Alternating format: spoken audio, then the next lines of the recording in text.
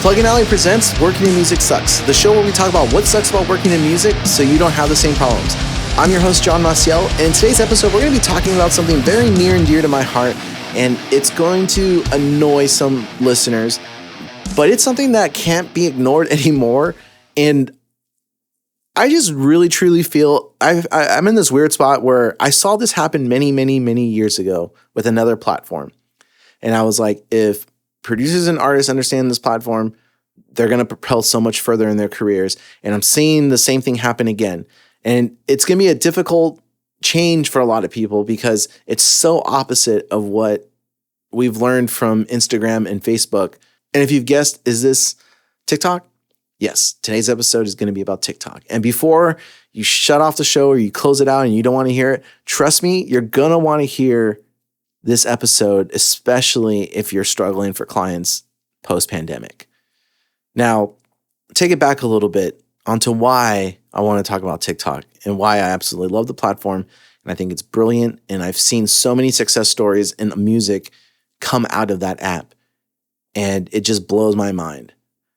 So many years ago when I was in a band, I remember thinking, man, this is when YouTube was starting to Google had bought out YouTube at this point. And I was noticing, people would put up videos of them playing like acoustic songs. And I was like, my band needs to do covers. Like this YouTube thing's going to take off once people really accept it. And the bands and producers that learn to use this platform are going to have really successful careers.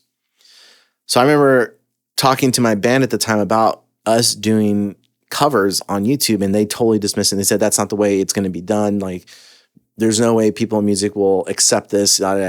Sure enough, the emergence of people doing instrument covers of band popular songs, doing drum covers, guitar covers, and then bands in general just doing covers took off on YouTube, right? And it's still going. Like, it hasn't stopped. And every time I watch or see one of those videos on my homepage, I'm just so annoyed that my band didn't get it. And a lot of my friends didn't get it at the time either. And I was like, why is it so hard to grasp? Is it like, what was it? And I realized it's just like, it was something unknown. And it's like, as humans, we want to see immediate results as soon as possible, right? We want instant gratification. But if you have the foresight to see, like, it's not going to pay off now, but it will compound. And later on, I will reap the benefits. So fast forward to 2020 pandemic, I had not been on TikTok. I didn't have any idea how the app worked or what it was about. And then finally I decided, you know what? I'm going to download this app and I'm going to see what's going on. Before you knew it, I found myself in like email TikTok, band TikTok, marketing TikTok, all the algorithm just figured me out.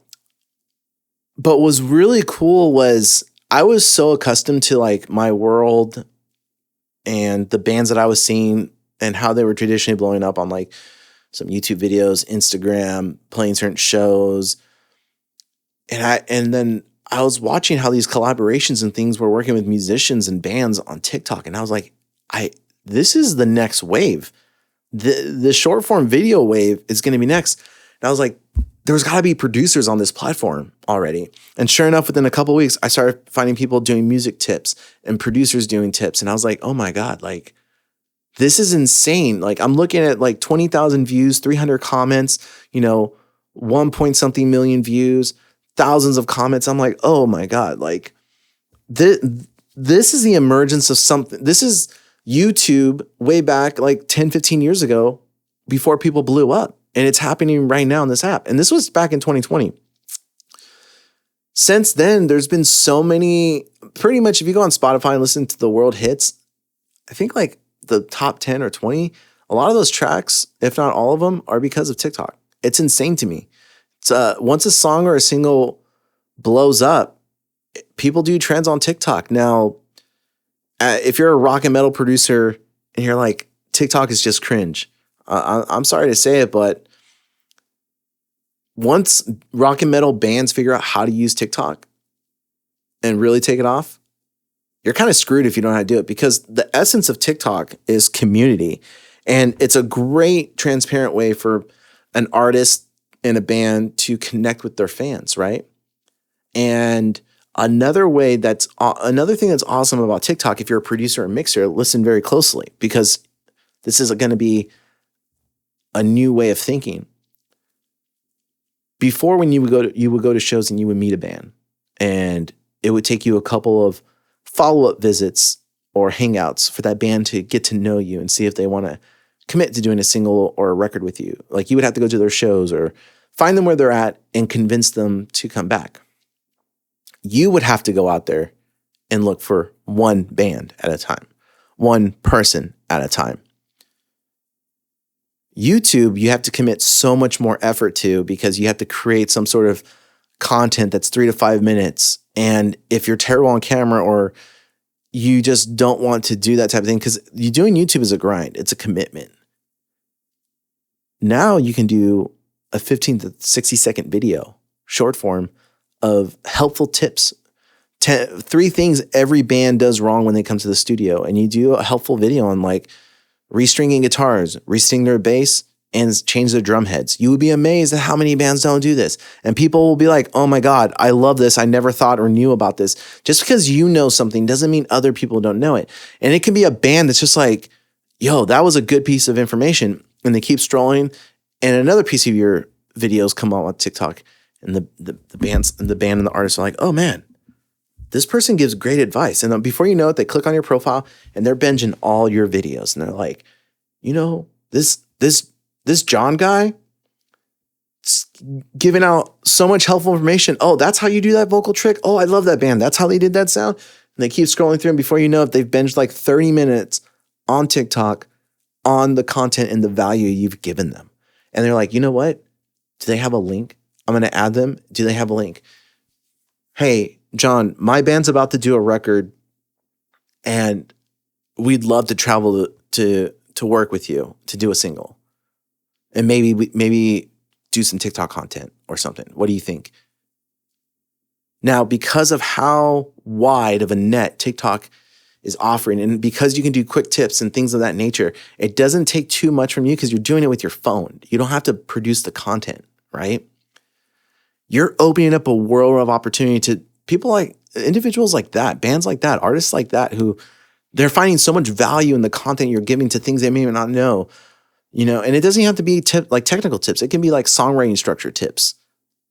You use the skill set you have to reach your ideal audience, right? And that's something a lot of mixers and producers have never thought about, because they're just like, well, I just throw myself out there and bands come and find me. That was great for like the boomer mixers and the boomer producers. But it's not the same world for us anymore, to where we can build our catalogs and resumes the same way as it used to be. So we have to think differently, and we have to utilize the tools around us that won't cost us money. It doesn't cost you anything to post on TikTok. And all you have to do is one TikTok a day for 30 days, 60 days, 90 days to see if it's actually working, if you're getting better on camera, if you're networking and finding other people in your community to network with who are doing the same thing, create collaborations on songs, maybe produce something together. It's a whole different world on TikTok than Instagram. Instagram was kind of like, here's a fancy picture of something I'm doing, some text bragging about myself doing this thing, maybe some helpful stuff where I give you value. TikTok is complete opposite. It's all value. It's all about the person on the other side of that screen. If you're not providing value, people are going to swipe through and not give a shit about your video. And it's kind of like what we already have to do as producers and mixers. It's not enough to be who we are in our name. It's about the results we produce and the helpful advice that we give through the process, and what we leave the artists with, so that when they leave their doors, they have not only a great record, but an amazing experience that makes them want to come back time and time again and tell their friends to come back as well while they're on tour. Like, you got to go make a record with John. Like, working with John was the most like insane, and it was just we can't say enough good things. It was just a great time. Like, not only did we play hard, but we worked hard, but it never felt like we were exhausted or doomed. It's like, it was just a very easy to track process. We would have never guessed that. Now, with TikTok too, something that's awesome is, let's say you're doing this and you get to like 1,000 fans. You can start going on live and servicing the community. And maybe it's like other potential artists who they're going to record everything, but then they need a mixer. Let's say in this scenario, you're a mixer. you go on your live and you're mixing a song and you're giving tips while you're mixing. And it's not like streaming on Twitch and it's not like streaming on YouTube where it takes a big thing. You literally put your phone right there. And because of the platform, people are cool with that. And you just look over like, oh, hey, thanks for this and that. And you grow your platform enough, people can give you tips and you can earn a little bit, or you can be part of the creator fund and make a little bit. It's such a low investment of time and effort if you're a producer and mixer to be on that app and just have fun with it. But I truly believe you will see results if you post once a day for at least 90 days. And you might be thinking like, when am I going to post for 90 days? Just document what you're doing. Just document something you've learned. Hey, I just learned this today. That would be cool. Da, da, da. Are you struggling with this? I just figured out this thing today. Don't overthink it at the beginning. And I think as producers and mixers, we want to overthink everything because we're so used to analyzing what's happening in a record, what's happening in a performance, what's happening here and there. But when you're first getting started, you don't want to overthink it. You just need to get into the habit of, okay, this is going to be part of my business on how I get business. And by doing that too, there are brands that are paying attention to TikTok. You can make money from doing a couple TikToks from brands. Like there's so much untapped potential from that. And the cool thing too is if you learn to do TikToks, you can just take the short form content you've made, take the watermark off, and go post it on a YouTube Shorts channel for your studio. And now you're hitting 2 different networks at the same time. Then you can make it an IG reel. Then you can do it on Pinterest. You can take the same piece of content that you originally made for TikTok to get people involved in your stuff and then apply it to other social networks. Now, if you've gotten this far and you're just like, well, yeah, that sounds nice and dandy, but will it actually lead to anything? Not at first. Nothing leads to anything at first. Nothing leads to anything at first. It's all about compounding, friends. Like if you're not compounding, if you're not doing shit for compounding, it's like I could say the same thing about the record you're working on. Is the record actually going to do anything? What's the probability of that band breaking up before your record lands or 6 months after that, like that record's out there? Like it's all a gamble. None of this stuff is guaranteed, but what can be guaranteed is focusing on your studio as a business and what are the free avenues you can utilize your business on, right? And that's not going to exert you or be anything more than it needs to. Like with Instagram, I stopped going on Instagram and posting because I was getting tired of the ads. But what I really realized I was tired of was like the bullshit posts that I was seeing that someone would post like, oh, I'm in the studio doing this thing. But I would know behind the scenes, like, yeah, like you're not actually working in the studio though. Like I know what you're doing. And I hate to be like jaded in that regard. But it was like every time I posted it's because I was actually doing something. But then when I see other people posting, they're misleading. I'm like, man, that's just so dishonest. Like that's not authentic. That's not real. And I realized I don't want to be a part of this platform. I don't want to be a part of what this is doing to this industry that I love. So I got off the platform, found TikTok, and now I just enjoy myself. Like I'm not producing and mixing records right now at this moment. So I'm not utilizing TikTok in this way.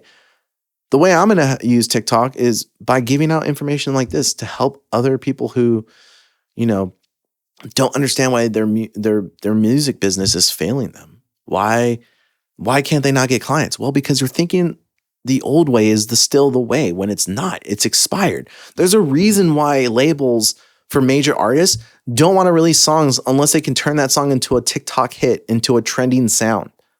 They want to guarantee that the record's going to push and sell. They can't afford gambles anymore. You as a producer and mixer can't afford to gamble the likelihood of going to a show and maybe in 9 months, spending the time driving to a show to meet one band, to build one relationship at a time is not going to, that ultimately may not work out. More often than not, that shit does not work out. And I'm being honest with you and telling you, you might be wasting your time doing that now. Now, I'm not saying you shouldn't do that and go to those shows, but that shouldn't be your priority on how you're going to get business anymore. Your priority on how you're going to get business is finding where your artists are at. Where are your bands at? I'm telling you right now, they're on TikTok. They're on Instagram Reels. They're on YouTube Shorts because the algorithm knows, oh, they like music. They like records. They're watching Will Punny stuff. Guess what? We're going to feed them everything producer and mixer to see what's going on. And your content just needs to, be loud enough and speak to one or two people. And all of a sudden, the wheel starts moving. It compounds. And that's why I truly believe TikTok is going to just it's already changed how music is done. And I think for producers and mixers, and I've already seen it for producers and mixers. It's just so many people are apprehensive about it because they're like, that's the dancing app. It's not a dancing app anymore. It hasn't been for a year. Do people dance on it? Yes, but it's an educational app now. It's a place where people go to find cool things on Amazon, where they find like cool tips, life hacks, very quickly, digestible, 15 to like 60 seconds, sometimes 3 minutes of video, something you can do while you're taking a shit or taking a piss at work. Very simple to easy digest information. And then people will binge those videos. So if you're not already utilizing TikTok, and if you're overthinking TikTok, in the show notes, I'll leave a link to some TikTokers that give great information on how to start your TikTok journey, how to utilize it for your business.